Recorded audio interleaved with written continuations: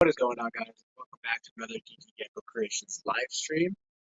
It is Monday night around 7 p.m., and that is the time that we are trying to do our streams.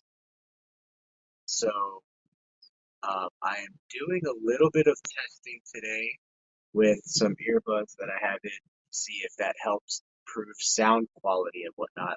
But I've had a little bit of trouble getting this thing started. So, usually we get into our discussions and topics, as the stream goes on. So if you're just starting the stream or watching it back, you could fast forward it, and I will title the name of the stream according to some topics that we talk about. But what's going on, DNS and Jordan? Can you guys hear me? Malachi, good to see you guys. I'm testing out some earbuds right here, so I just want to see if you are able to hear me. It's doing this weird thing. Okay, awesome. Like when I play a YouTube video to test the sound, it does not make a sound. Um, but when I try to make a call, it lets me hear that these are actually working. So,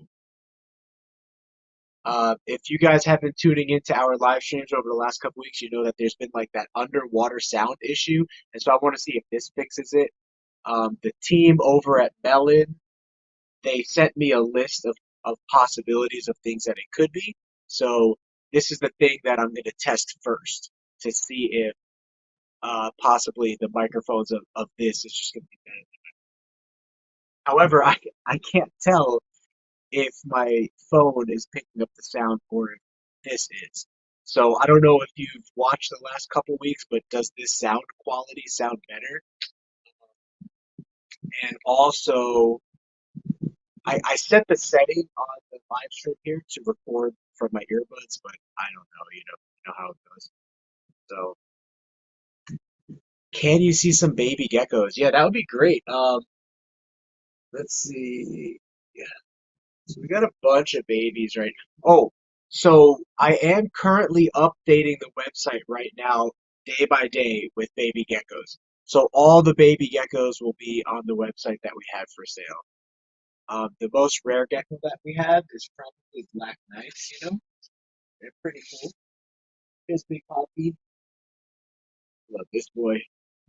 He's one of our Black Knight breeders. He's our only Black Knight breeder actually right now. So this season, I'm going to be incubating for a lot of males to try to not replace it, but have a backup. Um, yeah, what's going on, Norman? So actually, most of our gecko season has already been in full swing.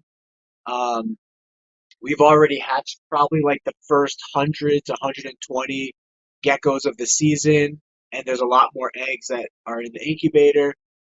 Um, but our Black Knights are just getting going. So the Black Knights are late breeders for us. They usually breed late in the year for us.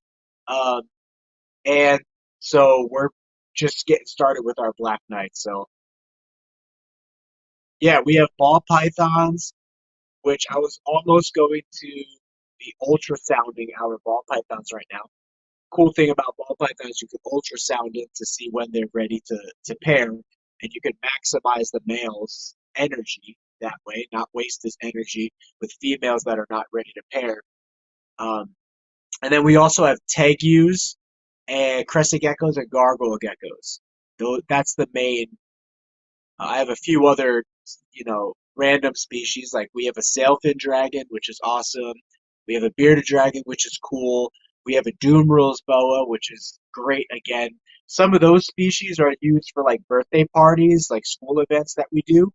But the species that we actually breed are crested geckos, gargoyle geckos, and then what we're really known for is leopard geckos. And then we also breed a decent amount of tegus every year, and then now we're getting heavily into ball pythons as well. So, but yeah, this is the Black Knight project is still a rare project. I'd say the number one focus of the Black Knight project should be to create separate bloodlines of Black Knight. And so If we're successful this year, the most rare thing that we will create is a Black Knight Afghanicus cross. Afghanicus is a very dark species of leopard gecko, and to my knowledge, nobody has been successful at least creating and showing and demonstrating a Black Knight Afghanicus line. And so that's the direction that we're going to be going in, as well as many other bloodlines for Black Knight. We have a lot of Black Knight lines that we're starting. So also let me know if the underwater sound thing happens, uh, because then I can eliminate the fact that it's the earbuds pretty much. So I'm starting to breed Leos. Do you have any tips? Also, do you have any other really cool Leos? So we have a lot of videos on leopard geckos, how to breed them, how to incubate the eggs, how to set them up. I would suggest going into our videos archive of our YouTube channel and watch every single video you can that catches your attention that you need to learn about. They're not necessarily hard to care, breed, or any of that, but there are some very specific details that you need to know, and also some tips and tricks that will help you along the way. So, I have a question. I bred my female leopard gecko to my male. I took her out. She laid her eggs. I put no male, and then her eggs. Then she laid eggs again, fertile, even though male was not with her. Yeah, so if I'm understanding your question, you're saying that you removed the male and she still laid fertile eggs. If that is your question, absolutely the male does not need to be with the female to lay eggs. We keep all of our males and females separate here. So a male is kept 24/7 separate from our females. The only time we introduce them is 10 minutes a year, if you want to look at it that way. We will take a male, put it with a female. If the female is receptive, they will breed and she's good for the rest of the season. Sometimes I will repair, and then I'll remove the male. Sometimes I will repair that male with her, like halfway through the season or 2 to 3 times throughout the season, just to make sure she has enough sperm. But technically, leopard geckos only need to do it once, and then that sperm will last them the whole season. Um, so I hope that helps. And leopard geckos do lay clutches every 2 weeks, so that that will happen. MST. Let me put your comment on stream. MST says I got a Leo that laid a clutch and then laid again 2 weeks later. Yep, that's pretty much what leopard geckos do every 2 to 3 weeks. That's what they're gonna do. That is proper. That is correct. So that's the best case scenario for you, actually. Because sometimes they'll hold on to the eggs for 3 to 4 weeks. Sometimes they'll get egg bound and hold on to it longer. So ideally, you want the gecko laying every 2 weeks. One of my geckos was not bred while it was with me and had metabolic bone disease and laid a fertile egg. Have you had this happen to you? Metabolic bone disease is pretty serious. However, it mainly, I mean, think of it this way. Can an unhealthy human have a baby? Yes. So can an unhealthy leopard gecko have a baby? Yes. Sorry, hon. My honey, Whitney, was calling me back because I was test calling her earlier. Nope, leopard geckos lay every 2 weeks. That might extend to every 3 to 4 weeks, but typically their cycle is every 2 weeks.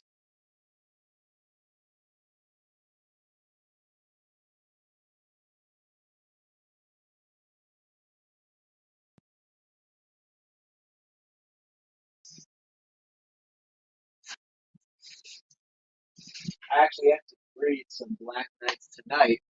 I'll be breeding some black knights.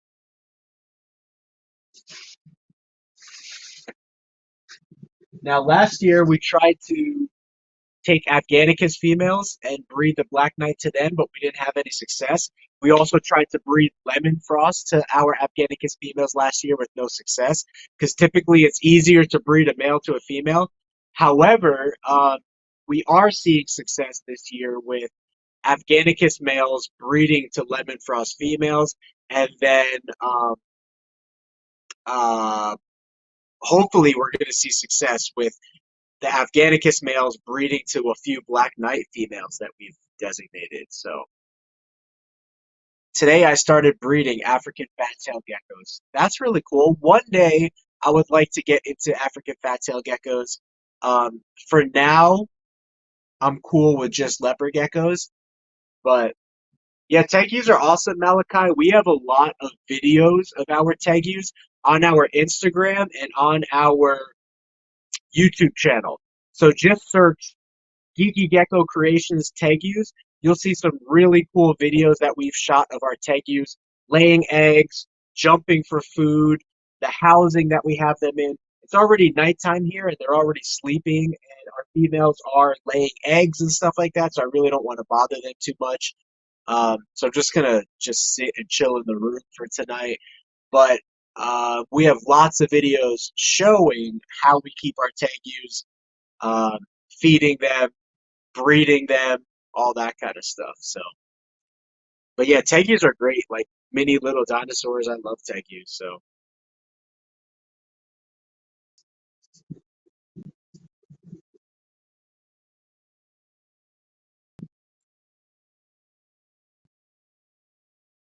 well, at least I know the earbuds are working. I had an incoming call and it notified the earbuds. So that is what. Now, hopefully, the microphone is going to translate well through this whole stream. So just let me know if the microphone does not.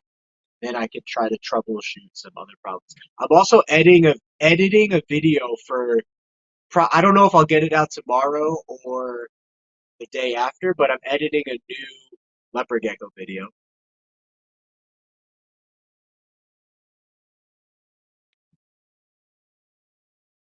All right, we got a couple questions here. Let's see. What do you do when your male leopard gecko is having a hard time humping the female? I mean, he's doing it wrong and ending up tired. Actually, that's a very good question. That happens a lot, which is why you want backup males as well.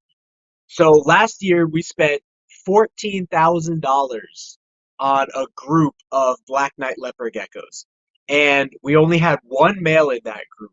And it looked to me like he was prematurely ejaculating with all the females. Every female I bred him to, it seemed like he wasn't getting the job done. However, if you pair them enough times and leave them together long enough for each time, you stand a higher chance that he does get the job done. And so apparently he got the job done, because last year we had a total of, I want to say, like 20 pure leopard gecko black knights and then another 20 crosses. And then this year we're going through the same thing with him.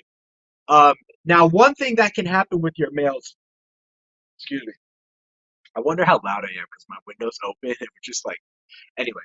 Um, One thing that can happen with black knights or any leopard gecko, if the male is smaller than the female, or if they both have really fat tails, they might have trouble locking and getting in position. Or if it's vice versa. If the male is a lot bigger than the female, he might have trouble getting in the perfect position. So ideally, you want to try to find geckos that are as close to the same size as possible. That doesn't always happen, but that's what you would want to do. So what do I do when that happens? Try, and try again, right? So if I feel like he was not successful in that attempt, I usually leave my leopard geckos together for about 10 minutes. Uh, Here's the exact process, okay? I take the male, I put him with the female. I sit there for about 60 seconds or 20 seconds, however long it takes, to see if the female is receptive to the male. If the female is receptive to the male, she's submissive and allowing him to breed, I'll walk away and do whatever I have to do or start pairing other geckos. If the female is aggressive or apprehensive towards him, I will give the the male three opportunities to subdue her. If she does not submit after the third opportunity, I will immediately remove him and try the next day or try the next week. It depends how long you want to wait. We want to see we want to see babies, right? So I'm trying the next day as much as possible to get that gecko to breed. But sometimes a couple days off will get the female in the mood and it will also get the male back in the mood. Because sometimes males get a little scared, right? If a female was aggressive towards him the day before, the next day, sometimes the male is a little scared. See, he doesn't want confrontation. So that does happen. So bottom line, try and try again. And again, I don't house my animals together because I feel like it's better for the animals to be living separate. It's less stressful on the male, less stressful on the female, less waste of energy. Because if a male breeds with a female and he's living with her, he's going to keep trying to breed with her, and his energy and sperm is not being put to use with other females that he could be breeding with, even if you're keeping them in a group. That's my theory, at least, that it's not as efficient fertility wise and stress wise on the animals. I may experiment with group breeding in the future, but I don't want to do that right now. So what ratio do you breed your Leos at? So I would say, yeah, 15, having a room that is 15% males and 85% females, that's a good ratio because one male can breed to literally hundreds of females in a year. We took our tangerine our expensive mandarin tangerine male leopard gecko, and we bred him to, I don't know, maybe like 100 girls this year.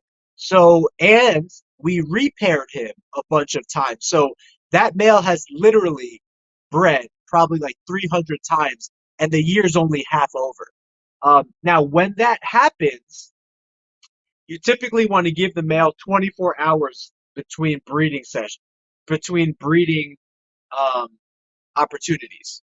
Uh, Attempts is what I mean. Um, So it couldn't be 300 then because we've only been breeding him for like the last 6 months. So sometimes I inflate my numbers a little bit. It's probably more like 150 to 200 actual pairings, but there might have been like 300 attempts. Because again, if I pair a male and a female together, if the female is not receptive, I remove the male right away and try again on a different day. So in reality, sometimes females reject the male every single time for months. You know what I mean? So I might have attempted three, four, or 500 breedings with him, but only had maybe like 150 locks or something like that, you know? Um, I have all the data and everything recorded in the computer, but obviously it would take a while to calculate all that. But anyway, I hope that helps. Um, you do not want to do that as much as possible. I just didn't have any other males as good quality as him, so I wanted to breed him as much as possible. And the reason I say that you don't want to do that as much as possible is because you might start to see lower fertility and and whatnot if he's breeding every single day. Um, I don't really know if there's proof for that, but there are some breeders that have hypothesized that males that breed every day, you're going to see a little bit less fertility with. So who knows? You know, if you could have backup males, that would be the number one thing. You know, that are just as good quality as him. Could an egg that is dented without mold still hatch? I have one that is close and hasn't gotten any mold. I would say yeah, the answer is always yes. The answer is always yes, an egg can hatch. But I would say most of the time, the eggs that I find that are dented, I'm not sure if your humidity is maybe a little bit too low or if the egg is just a bad egg. most of the time, eggs that are dented do not hatch for me, at least, from what I've noticed. You know what I mean? Looking for a Diablo Blanco pair. So I actually only have one pair of Diablo Blancos, and last year I did not have any success creating more Diablo Blancos. So unfortunately, I still only have one pair and none for sale. The website is geekygeckocreations.com, and I've already started to upload geckos to that website. Um, the best quality geckos, like our $400 geckos to $800 tangerines, those are not going to be updated to the website until they grow up a little bit, and I can select the ones that prove to be male, number one, because again, I'm creating some backups for our male, and the ones that I am willing to sell, number two. Um, but we have a bunch of really nice multicolored geckos that are going up on the site. So what is a multicolored gecko? Well, we took some of our good to best tangerine bloodlines and we bred it to our best white and yellow, bold, emerine, which means green bloodlines, and also wild type bloodlines like fasciolatus, Afghanicus, Turkmenicus. We've crossed all that together to create multicolored geckos. Geckos that are going to have lots of green coloration, orange coloration, sometimes even purple hues and coloration. Um, those babies are usually in the $150 to $250 range, and we're going to be um, uh, putting a lot of those up for sale, and I just need a couple of days to finalize updating the website. But our website is geekygecko.creations.com. So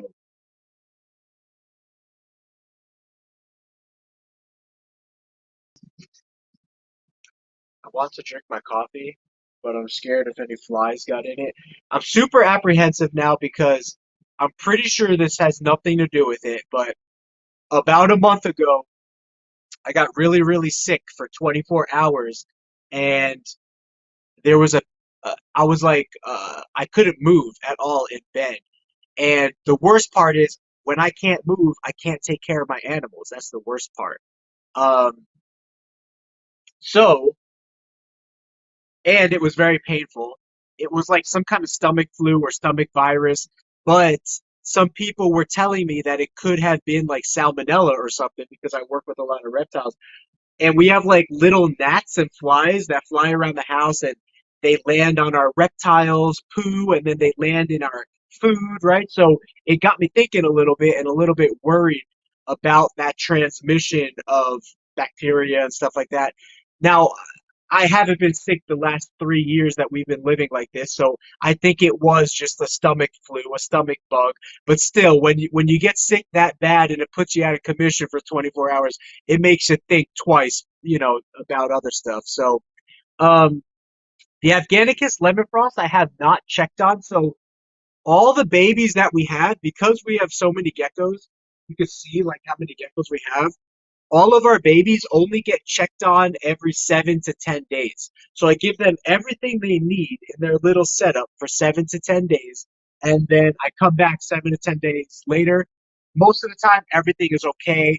1% of the time, you might have a gecko that had a troublesome shed or a gecko that unfortunately died. Like sometimes babies just die. Like that does happen. But that's more rare for that stuff to happen. Um, so I will let you know how that gecko does. Trust me, if something happens, good or bad, to that gecko, I'll be dropping a Instagram story on it or something like that. Guys, I'm really excited for our Instagram. Like we're at like 14,000 followers now because that one video went viral and is at like 45 million views of plays. Think of that for a second. 45 million people played that video on Instagram, and that has just been shooting our followers through the roof. It's crazy.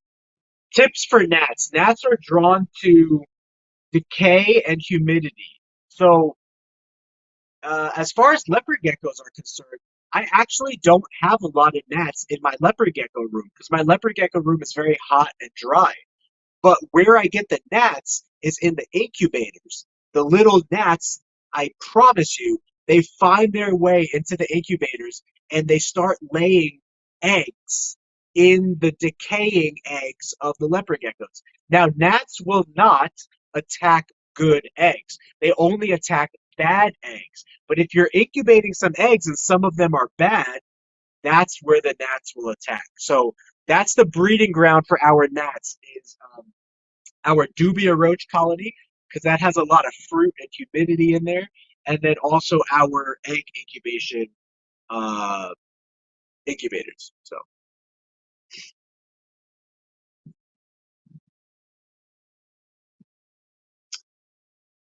hmm, you're making me work tonight, huh, Malachi? Malachi wants to see some more of our expensive geckos. Um, I mean, it would. Let me see. Let me see what we got. What expensive projects we got. Actually, this is one of my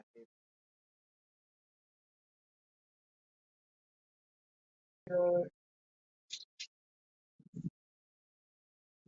So when we first started our Tangerine is one of my favorite morphs. When we first started investing in Tangerine, I started investing in uh, Inferno Emerines. So I bought a Inferno Tangerine that was just orange and white. It was a Tremper albino, and then I bought a male that had purple hues and heavy green contrast to him. And I created dozens of female breeders. This is one of the female breeders I created. I call her Widow because she has a spider like pattern on her back and it's really, really interesting and cool. She is a first year female. Uh, Her first few clutches were not good this year, but then her ending clutches are seeming to be good. And she was bred to our best quality Mandarin male. Another cool thing that you can see about her is she has a pure red dot on her head right there. So she might be a gecko that passes on a lot of red coloration.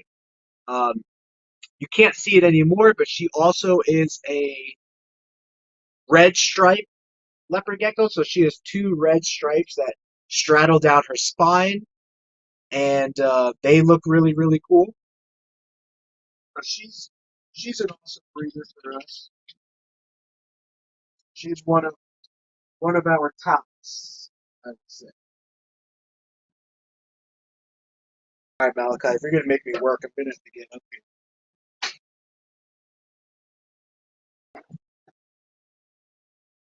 I was trying not to work, Malachi. You made me reveal my secret that I was trying to just relax. But no, I love being able to. So Um, this girl is named Fuega. Oh, sorry. That last one I showed you, I don't think she was ever a red stripe. I think it was this one that I was thinking of. So this girl right here is a very reddish orange inferno that came from that original pairing. And she too was bred to our best quality Mandarin leopard gecko as well. So and then eventually, I also want to breed Black Knight into Tangerine. And we did that last year, but it was it was only bred to a Inferno Tangerine, and it wasn't bred to like a Mandarin Tangerine. Mandarin is oftentimes the best quality Tangerine. So whenever people are trying to improve their Tangerine bloodlines, a lot of times they'll use blood or Mandarin. Um, But the way that this girl came out, I still really, really like her. So this is 50%, this is 50% Black Knight and 50% Inferno Tangerine. And it's just like a really dark, yellowish orange looking gecko. This is only the first generation of this, of course. Some people are much farther along where they bred like mandarin into black knight, which is one of our plans as well. And the mandarin into black knight creates like a really orangey red uh, black gecko, kind of like Darth Maul or something. It's really cool.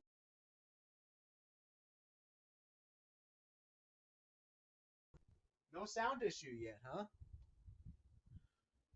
Oh, Whitney's calling. If I answer, it's going to end the stream, I believe. Let me see if I can send her a message. Right now.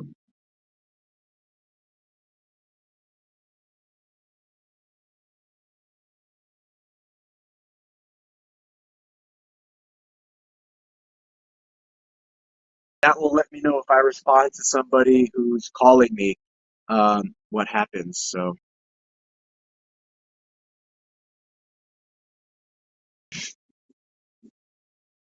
oh, what do I want to eat? Hmm. Hold on one second. I'll be right back. See. Let me see if I can text her.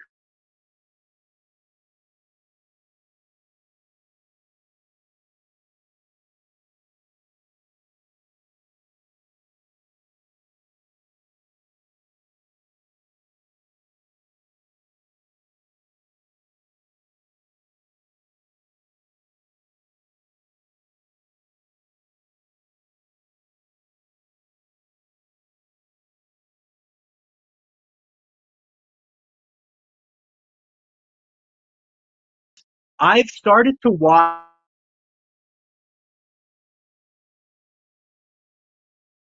and it got me thinking that maybe there is a opportunity for us as a hobby to decide when we should cut leopard gecko eggs. For example, if you're incubating for a female, they will typically hatch by day 65 at the latest. So if the gecko happens to not be hatched at day 65 or its sibling already hatched, then maybe that would be means to cut open that egg or at least just slit it open a little bit so that the little baby can more easily find its way out. This is not common in leopard geckos. It is common in ball pythons. It's starting to be common in crested geckos, but has not caught on for leopard geckos yet. So if it becomes a thing, if it becomes an acceptable trend and something that we see success with, I will absolutely make a video on it and start experimenting with it myself and doing it. Oh, 64 days I would not worry about at all. I've had geckos hatch around day 70, but what you could do is kind of like rub the egg a little bit lightly in your hand and put it back, and that can sometimes stimulate them to hatch. Now, unfortunately, sometimes babies are just dead and there's nothing you could do about it. But there there is the argument that if we get to the baby before it dies, it might survive. Keyword being might. Um, because again, if the baby is not hatching, there's some reason why that baby is not hatching. Weak genetics, natural selection. It doesn't have an egg tooth. It is underdeveloped, or it did not develop at all. Like there's so many different reasons of why that baby might not hatch. So even if you cut it out of the egg and it's breathing, it still might not make it. So that's the catch 22, really.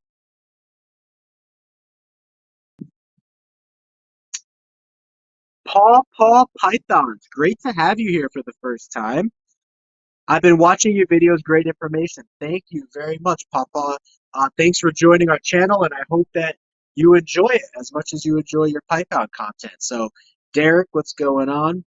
Can you use lights for crested geckos? Yes, you could use a weak UVB bulb and a weak heat bulb, like super super weak if you really want to, but it's not necessary.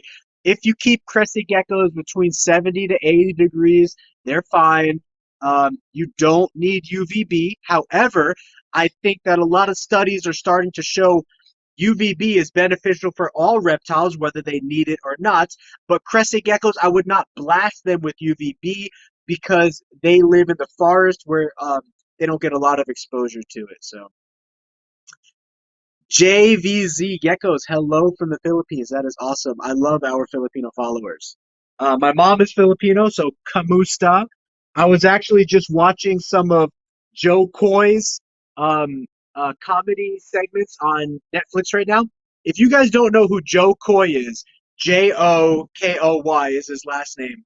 He's a really funny Filipino. Well, he's like half Filipino comedian, but he's pretty deeply rooted in like Filipino culture. His mom being heavily Filipino and whatnot. So I don't know, JayZ Geckos. Do you guys watch him over there? Do you know who he is? Joe Coy. He's on Netflix right now. Super, super animated and funny in his delivery. And if you are Filipino, like even though I'm half Filipino, I I I get all the inferences and jokes that he's making about rice and about the way our moms are, like Filipino moms. Super, super funny. You breed normal leopard geckos. Actually, we have one. So what do you mean by normal? Like wild type geckos or geckos that don't have any mutations? So like this, actually, this female is for sale right now. She is an older female. She is a hypo, what I would consider like hypo to normal-ish leopard gecko. She just needs a home to be a pet in because I'm retiring her as a breeder. She's kind of old and doesn't really lay fertile eggs. Like one out of every couple eggs will be fertile, and she only lays a couple clutches throughout the year. But she is so, so sweet. I love this girl. She'll be up on the website as well. Um, So this would be considered more of like a normal macularis leopard gecko. But let me show you some wild type leopard geckos. So in Afghanistan, where these leopard geckos are from, take a look at this puppy.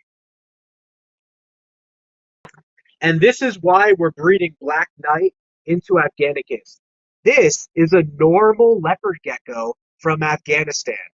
It's the Afghanicus subspecies of leopard gecko, and look how dark and pigmented it is. Could you imagine this being crossed with a black knight?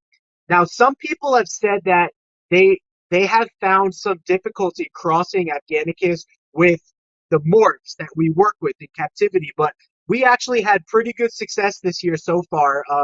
If you follow us on Instagram, you'll see that I started posting pictures and videos of some of our Afghanicus crosses that have been coming out, but we haven't hatched any Afghanicus Black Knight crosses yet.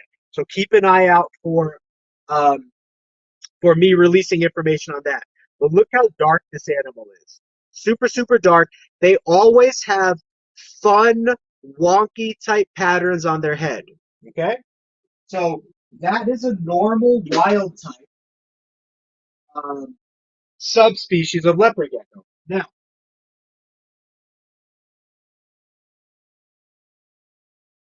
in contrast to that, look at this fasciolatus leopard gecko. Look how beautiful and purple this leopard gecko is. Can you see all those purple colors and light colors? It almost looks like the snow, but it is not. It is just a normal fasciolatus leopard gecko from whatever locality that these derive in the Middle East. They just have a different appearance to them. They're very like light in coloration, and their pattern starts higher up on their body. So I want to breed this into Black Knight because what if we can get a solid black stripe going down the back and then high white pure sides? That's a project that I'm working on right now as well.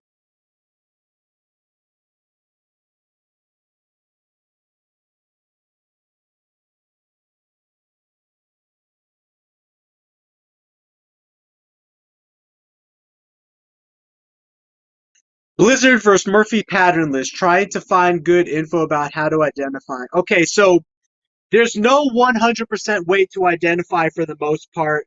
Um, because a blizzard can always look like a Murphy's patternless, and a Murphy's patternless can always look like a blizzard. Now, I don't work with Murphy's patternless, so take this for what it's worth. I've had a decent amount of experience with blizzard, but here's the main difference that I've discovered with blizzard and Murphy's patternless. Blizzard is one color. Murphy's patternless is two colors. So hear me out. Let's start from babies. As babies, a blizzard is going to be all one color. It's going to be all white, all gray, or all purple, depending if it's albino or whatever's going on. It's going to be one color from the tip of its nose to the tip of its tail. From birth, a Murphy's patternless is actually going to have pattern. I don't know if you know that, but Murphy's patternless actually has pattern as babies, and then they grow up to not have pattern. Now, let's talk about adults. An adult blizzard is still going to be one color from the tip of its nose to the tip of its tail, unless it's like a sunburst blizzard, which like some people mix tangerine and blizzard together, and sometimes it creates a little bit of a multicolored look. But typically, a normal blizzard from the tip of its nose to the tip of its tail is going to be all white, all gray, or all purple, depending upon if it's albino or not, basically. A Murphy's patternless is typically going to be two colors. From the tip of its nose to the base of its tail will be like purple, but then from the base of its tail to the tip of its tail will be like white or yellowish. So Murphy's patternless as adults are typically two colors. Blizzard is one color. Murphy's patternless as babies actually has pattern, and Blizzard does not have pattern. Hope that helps. You guys watch him here. He's so funny. Yeah, Joe Coy. How many Leos can live in a 10 or 20 gallon happily? If you were housing like a bunch of females together, I would say adults in a 20-gallon tank. I think you can house 2 or 3 adult females in a 20-gallon tank, and for them to not be squished. And that's if you have multiple hides in there, because at the end of the day, for the most part, leopard geckos are solitary creatures. You might find them from time to time grouped up or huddled together, especially as babies, but most of that is just opportunity. They found a good hide, and you don't have enough hides in there, or whatever the case is, right? I don't do a lot of community housing, so I can't really speak too much to that. But from the information that I know, leopard geckos are solitary creatures. They're going to want to find their own space. And you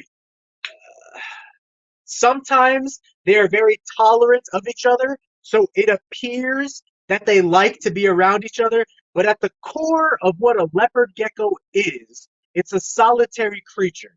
And if you were to go looking for it in the wild, I don't really know the statistics of how many times you would find them living together in the wild versus living apart. Uh, I could be wrong. There's a lot of opportunity for us to learn and grow around the wild nature of leopard geckos, because nobody's in Afghanistan studying them right now, right? Iraq, Iran, Afghanistan, Pakistan, India, nobody is out there studying these animals and documenting it for us in a lot of data for us to look at it and be like, oh, that's that, and that's that. So we're just left with our experimentation, understanding, and captivity. Now, I will say this. I've seen a lot of wild videos of leopard geckos in the wild, and they seem to be together, but I don't know if the videographer, the person taking the video, I don't know if he just put a bunch of geckos together just to get the shot, or if he actually caught them together live. Now, leopard geckos have a cousin in Arizona called the Coleonyx leopard gecko. When I go herping out here and I look for Coleonyxes, 90% of the time, Coleonyxes will be found apart. They will be found hunting and living on their own, even little babies. But there's that 10% of the time that you will find multiple Coleonyxes living under the same log, even though they have all of nature to be exploring, right? So Are they hanging out because they're trying to breed? Are they hanging out because they're trying to feel safe? We don't really have the statistical data to support one or the other. I have housed geckos together before, um, and they all seem to huddle together. But I think it's a little bit stressful on the animals because if a gecko wants to get away, it can't really get away. And you will see males a lot of times chasing females a lot. And it's also been recorded that females have gotten territorial over their nest and stuff with other females. So the reason that breeders keep them together is not because it's better for the geckos, it's because it's better for the breeder. Does that make sense? So all of our data is kind of composed in that way. Now, if you read Ron Tremper's books, here's a plug for Ron Tremper. My cousin read his books. He used to experiment with like dropping a bunch of geckos in a giant tub with each other and seeing what happened. So I haven't read his books. I can't speak to it, but I would say most breeders nowadays will individually keep geckos or house them in small groups for breeding efficiency if they are going to go the group route. They don't do it because the geckos like it. They do it because it's efficient for them to breed multiple animals in one housing unit. So, hope that helps. I would recommend one male and two females in a 20-gallon tank, or three females max in a 20-gallon tank. Come with me outside. I have to fix something. This is also going to be a test to see if the sound quality goes bad on my live stream while I go outside.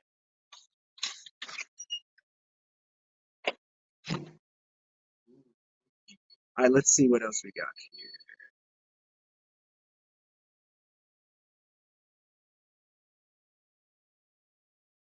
Glad to have you back, Tackle. What's the difference? Ooh, what did I just hit? Oh, I hit a rock. Let me just focus on what I need to hear. And then you hear that annoying sound? My sprinkler system is broken, so I have to do this manually every night. Turn it on and then come out and turn it off. Anyway, let me know if the sound goes bad or went bad, but this question looks interesting. What's the difference between SDB? So that sounds like Snow Diablo Blanco and Super Snow Diablo Blanco. That's what that sounds like to me.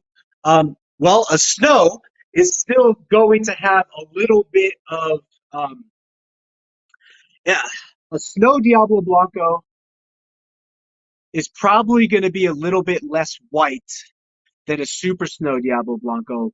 But then again, I don't work with a lot of Super Snows and Snow Diablo Blancos.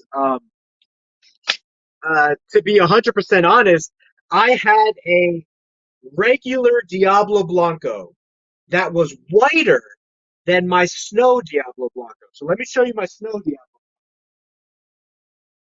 So I can't say that the Snow gene is automatically going to make it more white, but in theory, it should, because Snow takes away yellow color, and Super Snow completely removes yellow color.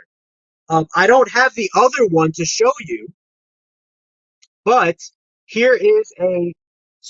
Actually, I do have another one. Here is a Snow Diablo Blanco, and it has a little bit of a yellowish hue to its color. Now check out a regular Diablo.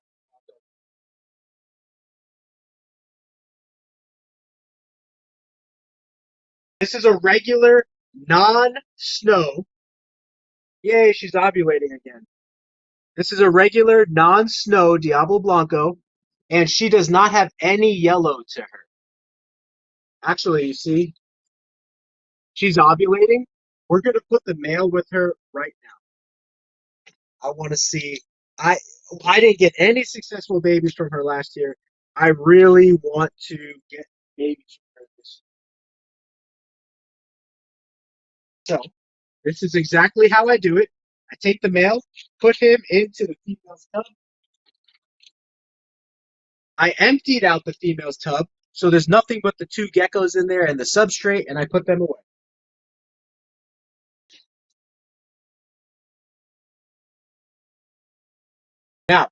Sometimes I play some music in the background. I feel like the bass of the music helps them just get in the mood of breeding. Just kidding. I play music because I don't know. Music might get them in the mood for breeding because if you think about it, leopard geckos breathe through vibration. They start vibrating their tail, and that's exactly what music is. Music is vibration. So anyway, I've been playing. I never played music before in the past, but I played music this year. This is okay. All right, we have success, guys. Take a look. We are good to go here. Uh,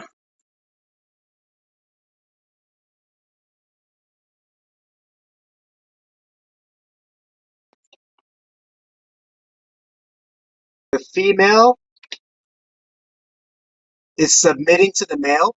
You can see the male has already bitten her and he's starting to get into breeding position. And so I like to give them a little bit of privacy while this happens because you don't want to startle the male. His little pee-pee could come out and he could get hurt. It's just not worth the risk. And also, even though leopard geckos are very, very focused when they're breeding, you never know. If you distract one, you might put them out of the mood, and then now you have to try again a different day, and it's just annoying and time consuming. And when you're working with hundreds of geckos like we are, every second matters. And so I don't like to mess with them while they're breeding. As soon as I see that they're breeding like that, I close the tub and move on to something else that I have to do. Now, I do need to mark on my little board here to record this information. Um, because if you guys weren't here, I would be recording this information at the computer, but I won't record it in the I'll record it in the computer later. So I just don't want to forget. Anyway, that one should be easy because I don't have any other Diablo Blanco pairings. So that's literally the only Diablo Blanco pairing. Okay, my phone is dying, so I'm going to take a couple more questions, and then Whitney is coming back with pizza. It sounds like we did not have a sound issue all night.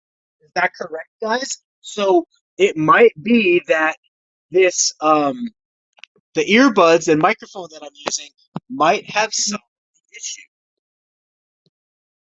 How many eggs can a female lay in a year? Typically, a female can lay between 10 to 20 eggs a year. That's about average. It could be a little bit less, it could be a little bit more. Out of that 10 to 20, it just varies depending on how many are going to be fertile. Some of them might not be fertile, all of them might be fertile. Um, it's really weird. Sometimes weird things happen. I might make a video on this, but a lot of wild type leopard geckos have really good fertility success in their first year. Um, and a lot of non-wild type leopard geckos might have worse fertility in their first year. Just kind of thinking observationally without, putting all the data together. So it's really good idea to start mixing wild bloodlines into your leopard geckos. But anyway, there's a lot of factors that go into whether the eggs are fertile or not. The diet of the female, the age of the female, whether she's old or young, and the fertility of the male, if the male actually passed on good fertile sperm. High temperatures will lower the male's fertility. Breeding excessively the male may lower his fertility. So there you go. And sometimes this is nature. The unpredictable things happen. But I always analyze my scenario if something goes unexpected or something goes wrong to try to see if it was something I did to make them to fix that issue.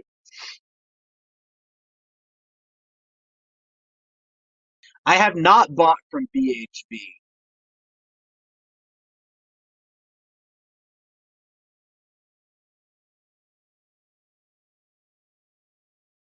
Black Knight and Black Pearl should make dark babies. See ya, Apex. Supergiant bloodlines with no influence of albino through genus or visual. I would just say work with calico geckos. Calico geckos focuses on supergiants. Also, palmetto state geckos. So if you're looking for supergiant geckos, calico geckos with a K, Kalico, calico geckos. Um, Palmetto state geckos, Palmetto, palmetto state geckos, and also I would say Geckos Etc. is pretty reliable with his genetics. So Geckos Etc. and all of these can be found on Instagram. And then there was one more I was thinking of. Who is it? Who is it? Who are you thinking of, Frank? Calico, Palmetto State Geckos, Geckos Etc. Oh, and then leopardgecko.com. That was Ron Tremper's website before he passed it on to the lady that took over his business now. Leopardgecko.com. They should also have really good lineage data for giants. Now, whether you can 100% get them het free or not, I don't know. I don't know if anybody has proven 100% het free super giant bloodline. You might want to try Gary Orner of Orner's Exotics, Orner, Orner Exotics on Instagram.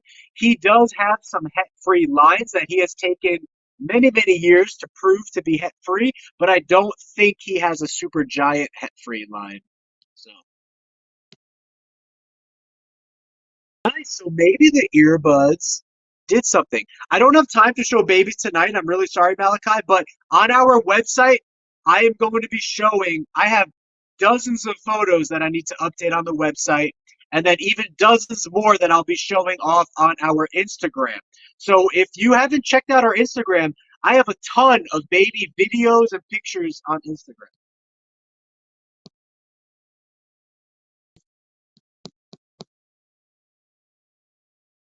I'm going to take a couple more questions here. Kind of off topic, thoughts on the Batman. What is the Batman? Was the Batman the one that I titled Batman? That was like the dark lemon frost? If so, I love that look. That look is really great. If not, if there's a different Batman that I'm unaware of, then you'll have to school me or just update me on what Batman you're talking about. Would one male to four females be fine for the year? Yes. I would not house them together. I would house them separately, Anthony, but one male to four females can absolutely get the job done. And because he's only going to four females, I would repair him, or at least try to repair him to each of those females two or three times total throughout the year, just to make sure you get your best odds of fertility. Yeah, that Diablo Blanco is smooth with it, huh?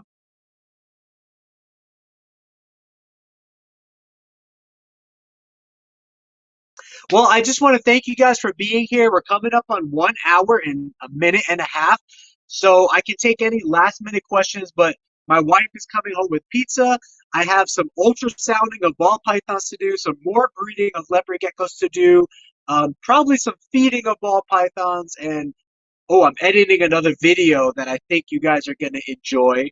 It's going to talk about the scenario that we encountered with the holes in our incubation tubs, how we decided to poke holes in all of them when we were encountering deaths, and the success that we've had since then. So keep an eye out for that video over the next couple of days.